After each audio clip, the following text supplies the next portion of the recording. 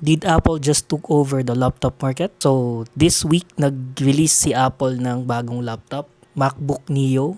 It has 4 different colors. Favorite ko yung yung kulay green. Ewan ko nang tawag doon, olive yata. Laptop ngayon is 39,000 in Philippine peso. Meron siyang dalawang tier.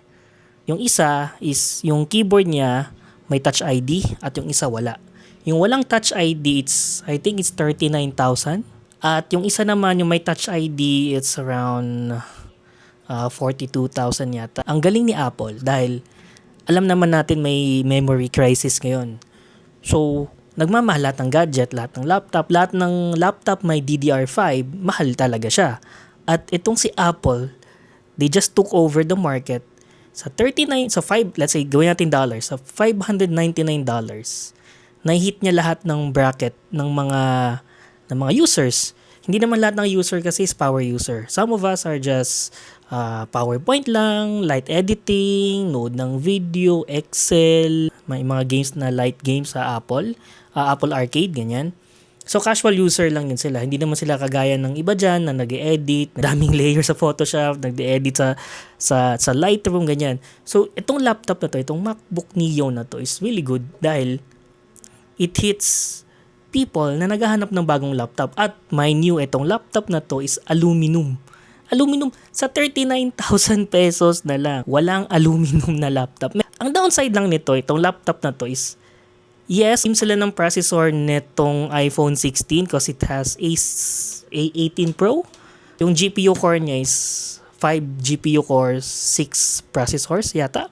But almost the same nitong iPhone 16.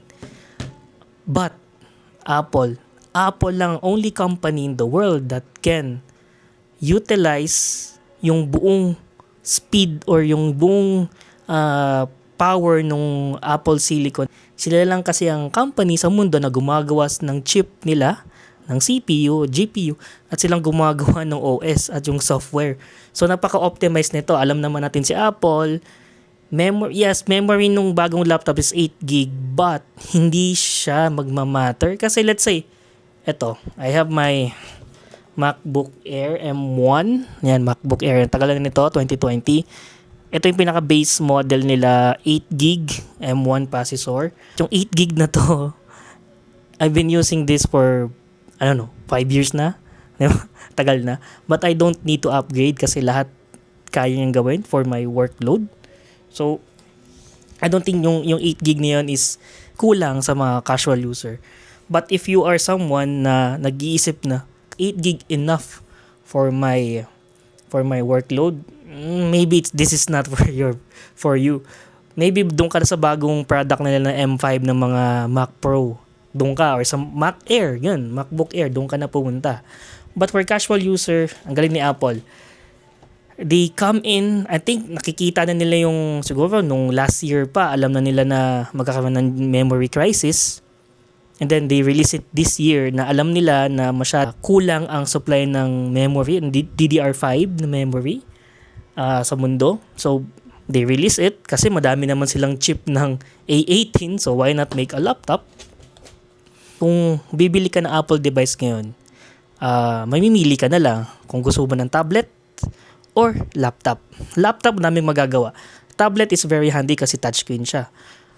Doon na lang magkakatalo. Gusto mo ng touchscreen or gusto mo ng laptop? Napagaling ni Apple. March 11 yung release nila yata or pre-order. I don't know. I don't know kung kailan dadating sa Pilipinas, but it's really good. It's amazing. Thank you for watching. Follow for more videos like this.